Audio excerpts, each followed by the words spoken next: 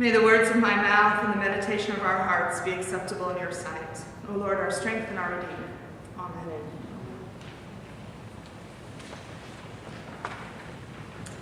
How about those winds, huh?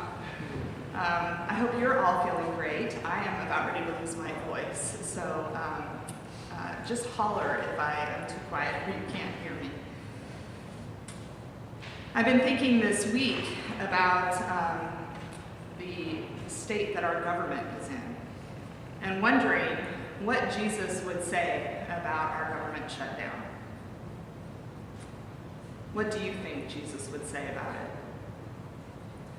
What do you think Jesus would say about a group of people unable to reach a decision to the detriment of so many others who put their faith in them and in the government to lead and to make good decisions on behalf of everyone? Whatever side of the aisle you identify with, and I know we have quite a diverse population here at Epiphany, I think it's pretty clear that what is happening right now is just not acceptable. And I don't mean this from a political point of view, but from the point of view of Christian faith. I want to be very clear about some basic elements of what it means to be Christian. The Nicene Creed, which we'll say right after the sermon and the time of silence that follows the sermon, outlines the historic belief of the church. It is not just okay, but encouraged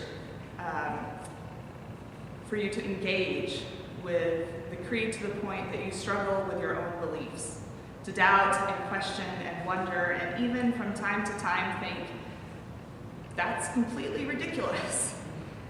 It's just not possible. That's okay. That is not a lack of faith. Engaging with the creed, this historic faith of the church, is absolutely faithful. Staying engaged is faithful. Doubt and faith go hand in hand. You cannot have one without the other. And remember, we are made in the image of God, which includes having brains and intelligence and reason to think things through. Using our brains to grapple with our faith and the creed and the beliefs of the church is a God-given gift. Somehow, sometime in our history, parts of the church have decided that being a Christian means believing without question a set of assumptions based on particular interpretations of the biblical text. We all do that to some extent. It's hard not to fall into that. But when these interpretations take us to the point of limiting the God-given freedom of others, freedom that this country was founded upon, then we have lost our way in faith. Being a Christian does not mean deciding how other people should live or what other people should do. It means living our lives in love with God and with our neighbor. It means taking the log out of our own eye before we start inspecting the speck in someone else's. That, by the way, is a quote from Jesus' Sermon on the Mount. It means looking at our own reactions to what's happening around us, not pointing the finger at other people. It means being self-aware, taking responsibility for ourselves, trusting God and letting go. Today in our gospel, the disciples asked Jesus to increase their faith. And they asked this for good reason. Jesus is on his way to Jerusalem, which means that Jesus really is on his way to his death, and he's wasting no time. His frustration is growing. He wants his disciples to get it. Time is running out.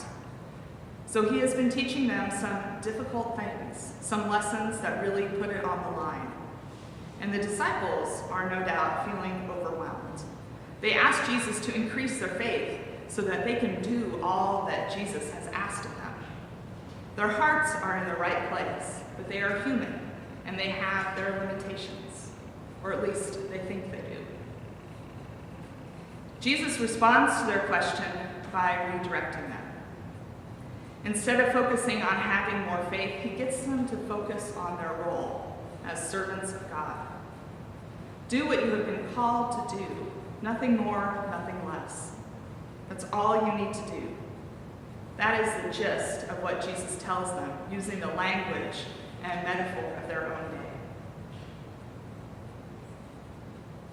So how does this apply to us when we feel the need for more faith, especially in light of so much troubling our nation and the world? How do we find the faith that we need?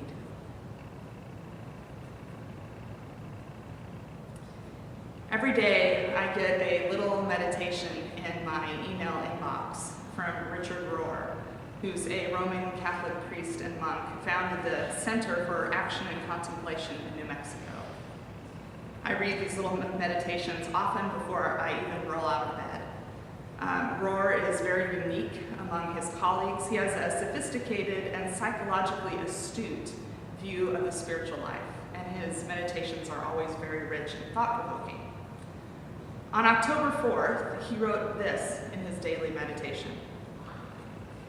It's not addition that makes one holy, but subtraction.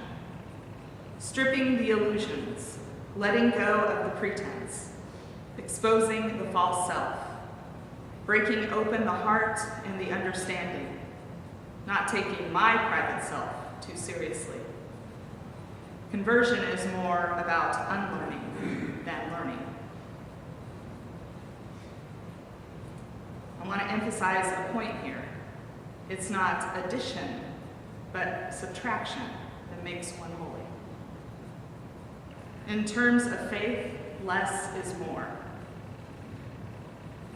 That may sound very illogical, but it's really the truth. Years ago, when I was first beginning to consider vocation to the priesthood, so this would have been probably, I guess about 14 years ago now, 13 years ago.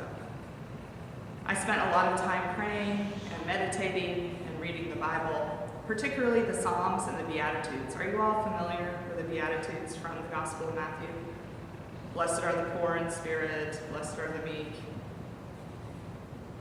And in that time of meditating on the Beatitudes and the Psalms, I became painfully aware of my lack of faith. And I say painfully, I mean that. I remember sitting in Starbucks with my priest at the time, having a cup of coffee, and I told her, there is no way I have enough faith to be a priest. And I cried. I really cried.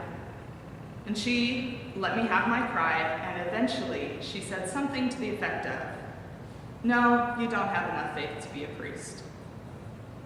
No one does. But God does. And this is where your priesthood begins. No one has enough faith, but God does. And that's where it begins for everyone. Her words of wisdom quite literally changed my life. And while I am a priest with the vestments and the collar and ordained and all of that, set apart for a particular role in our community, I'm a firm believer in the priesthood of all believers. In other words, any baptized person has a call from God. You have a ministry to do, a mission in which to engage. You have the faith in you, which will never, never be enough. It just won't. But that you lack is what I thank God for. Because in your weakness, in the faith that you lack, God is strong. That's what leaves room for God to come in and work wonders in your lives. That's what leaves room for God to come in and transform your lives and transform the lives of others that you are connected to. God is strong. In your lack of faith, the faith of God is alive and at work in you, taking the lead and moving you forward. So instead of praying for an increase in faith, we might think about praying for a decrease in faith, so that God may increase in us. Perhaps we might pray for less of our own wants and needs, taking the lead, and more of God's love and grace directing our lives.